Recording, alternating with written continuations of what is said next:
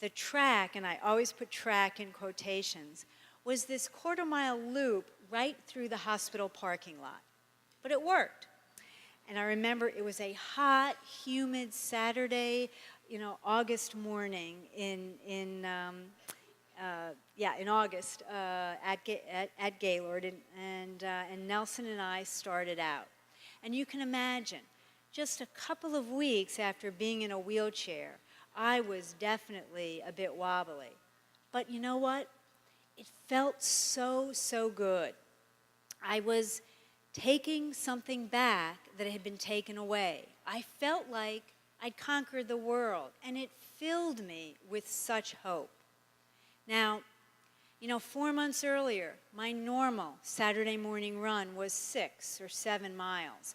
And here I was struggling to complete a quarter of a mile without toppling over.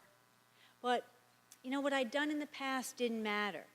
It was what I was doing that morning. And I remember feeling proud of what I could do. And as Nelson and I approached the end of that course, there was a little bit of an incline in the parking lot, and it looked like Mount Everest to me. And Nelson could see that I was getting, even more unstable. But he grabbed onto my shoulder, and we finished the course together. And, these successes, both physical and cognitive, really did fill me with confidence, and that helped so much when I did feel frustrated and discouraged. Feeling good about my accomplishments, however small they were. If it was maybe walking a few more steps on the parallel bars, or maybe reading and remembering another paragraph in a magazine article, was just such a motivation for me to keep pushing to the edges of what was possible.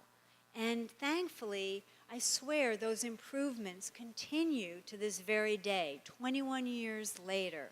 So what I've seen for myself is that when I feel good about myself, when I feel proud of myself, anything is possible. So feeling proud also gave me hope. The last lesson that I'd like to share is when I realized the power of the present moment, and that all we can affect is the present, and that paying attention matters. And this lesson happened very naturally and instinctively without my being aware of it. And I think to me that makes it that much more powerful. So let me give you an example.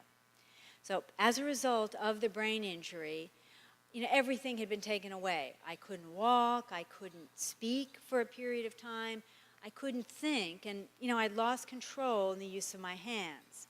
And an exercise that I did at Gaylord was something called, and this was to regain my manual dexterity, was called put the nail in the hole. And I was given this board of wood that had some holes drilled in it. And some of the holes were filled with nails and others were empty. And my task was to take a pair of tweezers and transfer as many nails as I could from the filled holes to the empty holes in a given amount of time. And my occupational therapist stood by me with a stopwatch, and I did that exercise over and over again. And she made me do it on my right hand, and then of course on my left hand. And I did that exercise with such intensity that my mother once commented to me when she was watching. She said, "I can't believe you're doing it with such patience and concentration." She told me that it would have driven her absolutely crazy. But at that moment, that's what I focused on, what I could affect, the task that was right in front of me. I wasn't spending time getting caught up in what had happened, a past I couldn't change. Resentment about the attack didn't grab hold of me and block my healing. I didn't wallow in what ifs or if onlys, and amazingly, I wasn't preoccupied with a fear about the future. I looked at the reality that was mine, which wasn't good, but I worked as hard as I could to make that reality as good as it could be. You know, if I wanted to regain the full use of my hands, wallowing in the past or worrying about the future was not going to help. Working in the present moment was the right place to focus my energy. And I still remember a day showing the results of all of those exercises. My vanity returned. I wanted to put mascara on, and I was able to do it without getting it all over my eyelids. So that was a true sense of accomplishment.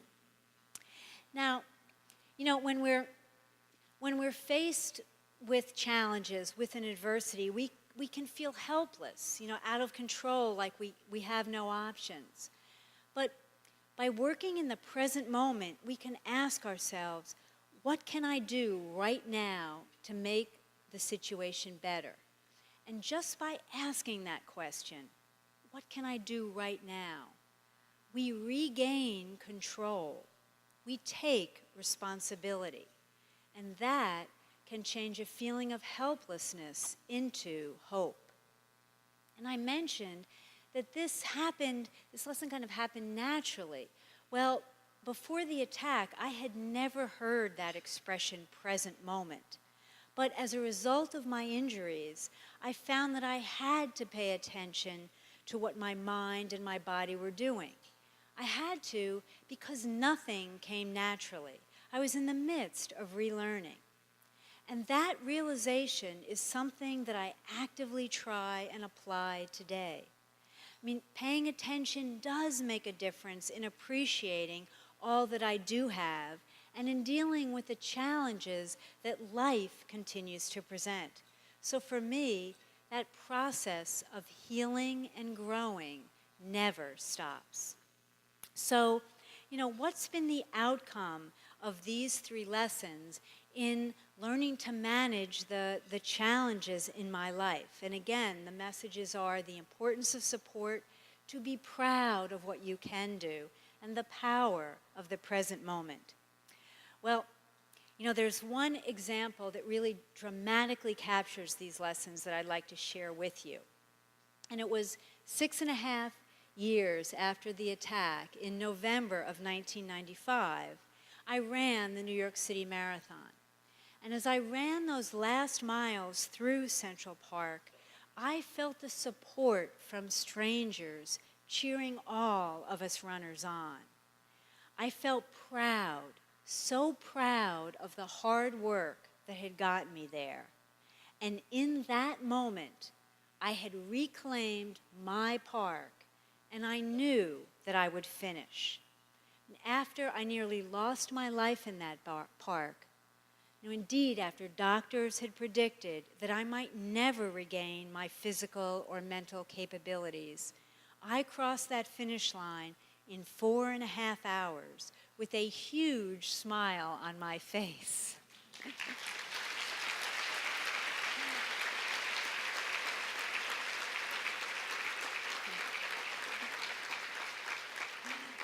Thank you. So, you know, with the challenges that we face, please remember that, yes, we can do so much more than we ever thought possible. So when you're faced with those insurmountable challenges, know that there are people who support you. Feel proud of what you can do and focus on what you can do in the present to make the situation better. Now, these lessons allowed me to find the resilience to reclaim my life and see myself as a survivor. And what my journey has told me is really very simple. And it's something that the staff of the YWCA lives every single day. That with love and support, there is hope. And that from hope, possibility emerges, no matter how dire the situation. To me, this is what keeps life moving forward. And we can all be a part of that process of healing. I believe that deep inside each one of us, we have a capacity for resilience. It's a resource to heal or come to terms with whatever our situation is. And, you know, with the help of others, the support of others, they can help to create an environment that unleashes that resource, that power to heal. Now, sometimes the support requires the skill of counselors at a sexual assault center like Savvy, or therapists at a rehab hospital like Gaylord. And sometimes the support requires the compassionate care of an organization like the YWCA. But always, always, support can be given by each and every one of us as loving, caring individuals, just as it was given to me. So I encourage you, when you hear of someone or an organization who needs help, please open your heart and offer whatever kind of support seems right for you.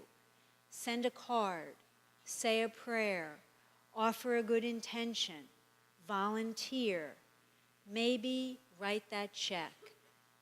The fact that I'm able to stand in front of you this afternoon as part of this celebration is proof to me that this kind of support does make a difference. So thank you so very, very much.